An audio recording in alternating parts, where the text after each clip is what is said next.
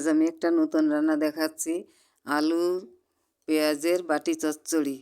আলু সরু সরু করে কেটে নিয়েছি, পেঁয়াজ কুচিয়ে নিয়েছি, কিছু কাঁচা লঙ্কা বেশি করেই দেওয়া হয়েছে, চিড়ে দিয়েছি। এখন পরিমাণ মতো লবণ, হলুদ দিয়ে বেশি করে একটু তেল দিয়ে জল দিয়ে নেড়ে নেব। এইভাবে নেড়ে ঢাকা দিয়ে উনুনে চাপাবো। এইভাবে একদম ভাপা রান্না এইভাবে করে খেয়ে দেখবেন। রুটি দিয়ে খেতে অসাধারণ টেস্টি লাগে।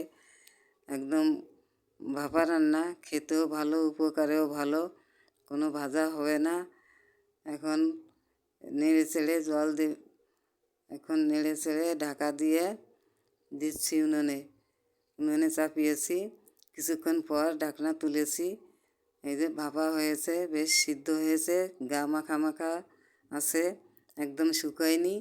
এখন হয়ে গেছে, নামিয়ে এখন রুটির সঙ্গে দেখি রুটি হয়েছে, রুটির সঙ্গে এটা দিয়ে দিচ্ছি। শুধু রুটি দিয়েই খেতে হবে। আমার এই ভিডিওটা ভালো লাগলে সাবস্ক্রাইব করবেন, লাইকের মাধ্যমে কমেন্ট করবেন।